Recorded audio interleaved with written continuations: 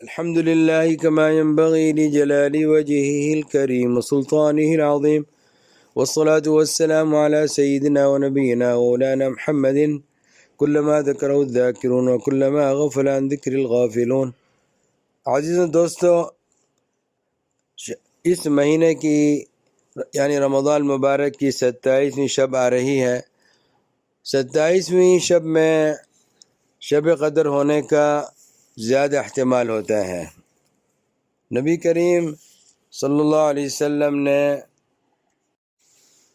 شب قدر میں عبادت کرنے کے بارے میں خصوصی ترغیب فرمائی۔ ارشاد نبوی ہے، من قام لیلۃ القدر ایمانا واحتسابا غفر له ما تقدم من ذنبه، یعنی جو شخص لیلۃ القدر میں ایمان کے ساتھ اور ثواب کی نیت سے عبادت کے لیے کھڑا رہا، اس کے پچھلے تمام گناہ معاف کر دیے جاتے ہیں۔ کھڑا رہنے کا مطلب یہ ہے کہ نماز پڑھتا رہے، البتہ اگر تھک جائے تو بیٹھ کر بھی تلاوت کر سکتا ہے اور بیٹھ کر بھی ذکر میں مشغول رہ سکتا ہے، یعنی جب تک نماز پڑھ سکتا ہے پڑھتا رہے، جب تھک جائے تو بیٹھ کے جو ہے ذکر اذکار تلاوت کرتا رہے۔ یہ رات 1000 مہینوں سے زیادہ افضل ہے۔ یہ رات اس امت کو عطا کی گئی ہے۔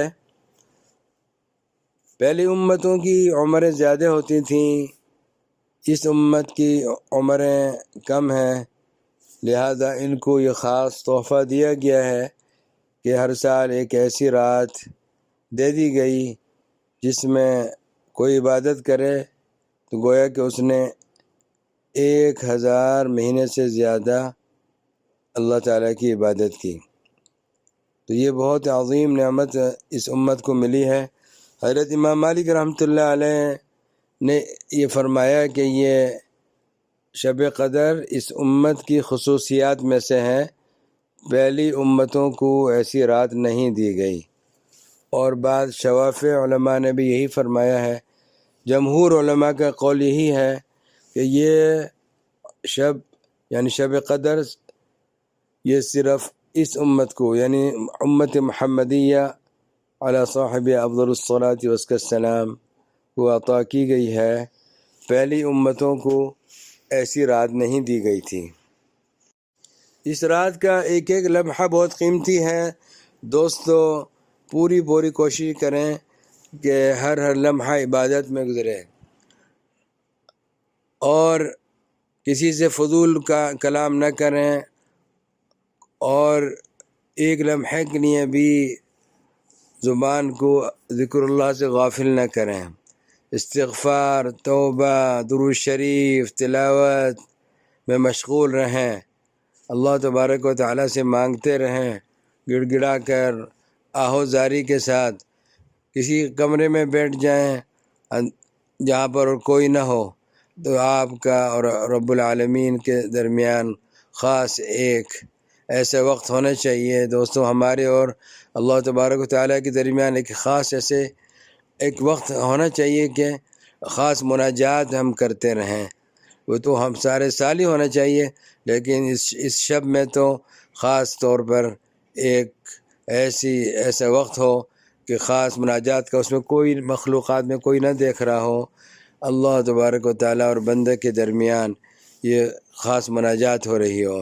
تو دوستو، اس رات میں ذرا کوشش کر لیجئے کہ ایسی خاص دعائیں ہو جائیں اور اللہ تعالیٰ سے خاص اور خاص تعلق اس رات میں قائم ہو جائے۔ تعلق مع اللہ بہت عظیم نعمت ہے۔ اللہ اکبر، اللہ تعالیٰ ہم سب کو نصیب فرمائے۔ نبی کریم صلی اللہ علیہ وسلم نے اس رات کی ایک خاص دعا سکھائی ہے۔ حضرت عائشہ صدیقہ رضی اللہ عنہا نے عرض کیا تھا کہ یا رسول اللہ، اگر مجھے معلوم ہو جائے شب قدر کا تو میں کیا دعا کروں؟ تو نبی کریم علیہ الصلوۃ والسلام نے یہ دعا سکھائی، اللہم انک عفو تحب العفو فاعف عنی۔ یہ دعا حدیث کی کتابوں میں موجود ہے، اللہم انک عفو تحب العفو فاعف عنی۔ ترجمہ اس کا یہ ہے کہ اللہ، آپ بہت زیادہ معاف فرمانے والے ہیں اور معاف فرمانے کو پسند فرماتے ہیں، اب لہذا مجھے معاف فرما دیجیے۔ وہ عظیم دعا ہے، اللہ اکبر۔ تو اس رات میں آدمی اللہ تعالیٰ کی بارگاہ میں ہاتھ اٹھا کر اور یہ کثرت سے یہ کہتا ہے، اللہم انک عفو تحب العفو فاعف عنی، اللہم انک عفو تحب العفو فاعف عنی، اللہم انک عفو تحب العفو فاعف عنی، کہتا رہے اول آخر پہلے اللہ تعالیٰ کی حمد کرے، الحمدللہ رب العالمین، پھر درود شریف پڑھے، پھر یہ کہتا رہے اللہم انک عفو تحب العفو فاعف عنی، کہتا رہے کافی دیر تک یہ دعا کرتا رہے، یا 100 مرتبہ یا 1000 مرتبہ، جتنا بھی توفیق ہو جائے کہتا رہے، آدھے گھنٹے تک کہتا رہے، 1 گھنٹے تک یہ دعا کرتا رہے، اللہم انک عفو تحب العفو فاعف عنی۔ اور سجدے میں جا کے بھی یہ جو پڑھتا رہے۔ آج کی تراویح جو ہیں شب قدر کی رات کی، اس دن بھی یعنی سجدے میں بھی دعا کر سکتا ہے، اللہم انک عفو تحب العفو فاعف عنی۔ اور دوستو لمبے سجدے کرنے کی عادت بنائیے، اللہ اکبر، لمبے سجدے کرنے کی، اللہ اکبر۔ اللہ تعالی حلاوت ایمانی جب نصیب فرماتے ہیں اور لذت طاعت جب نصیب فرماتے ہیں تو لمبے سجدے کرنے میں کیا لذت آتی ہے، اللہ اکبر۔ اس کا اندازہ وہی لگا سکتا ہے جس کو یہ نعمت عطا ہو گئی، اور جو محروم ہے اس بیچارے کو کیا پتہ کہ لمبے سجدہ کرنا اور اس میں حلاوت ایمانی نصیب ہونا، لذت طاعت نصیب ہونا کیا نعمت ہے، محروم کو کیا پتہ۔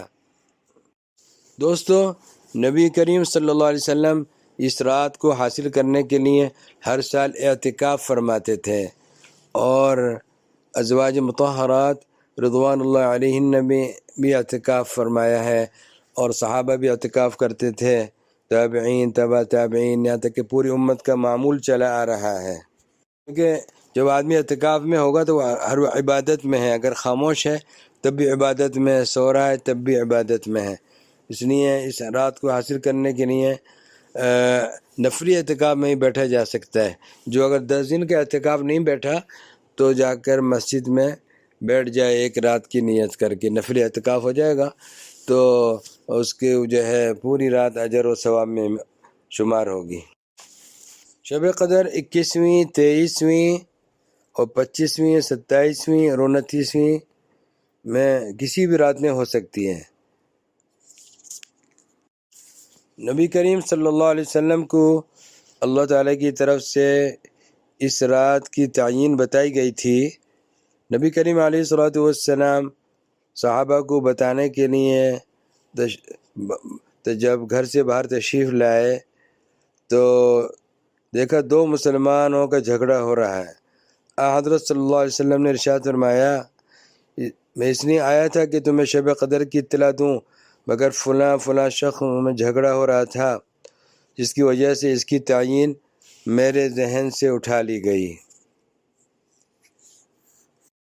اور اس میں بھی اللہ تعالیٰ کی حکمت ہے کہ وہ تعیین کو اٹھا لیا اللہ تعالیٰ نے ذہن سے۔ اگر تعیین امت کو پتہ چل جاتا تو پھر بہت سے لوگ کوتاہی کرتے۔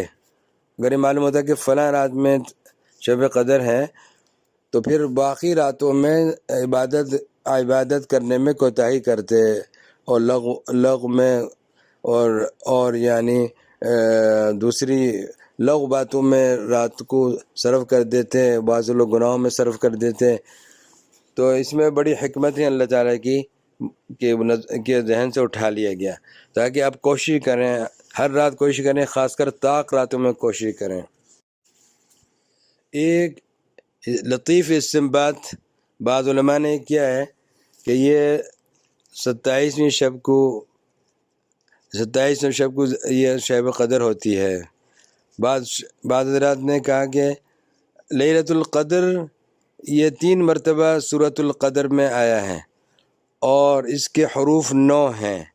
جب 9 کو 3 سے ضرب دیں گے تو 27 بنتا ہے۔ اور ایک یہ بات بھی بہت عجیب ہے کہ رمضان کی تراویح اگر 20 رکعت پڑھی جائیں اور ہر رکعت میں 1 رکوع کی تلاوت کی جائے تو 27ویں شب کو قرآن کریم ختم ہو جاتا ہے۔ عزیزوں دوستوں، شب قدر میں فرشتے بکثرت زمین پہ اترتے ہیں اور جبریل علیہ السلام بھی تشریف لاتے ہیں۔ دوستو، آپ سب حضرات سے درخواست ہے کہ اس رات میں خوب دعائیں کریں اور ہمیں بھی اپنی دعاؤں میں یاد کیجیے، اور ہمارے والدین کو بھی، ہمارے اہل و عیال، ہماری ذریت سب کو دعاؤں میں، دعائے خیر میں یاد کیجیے گا۔ اللہ تعالیٰ آپ سب کو جزائے خیر عطا فرمائیں، قبول فرمائیں۔ آپ کا خیر خواہ عبد الرحمن کوثر عفو اللہ عنہ وعفا۔ والسلام علیکم ورحمۃ اللہ وبرکاتہ۔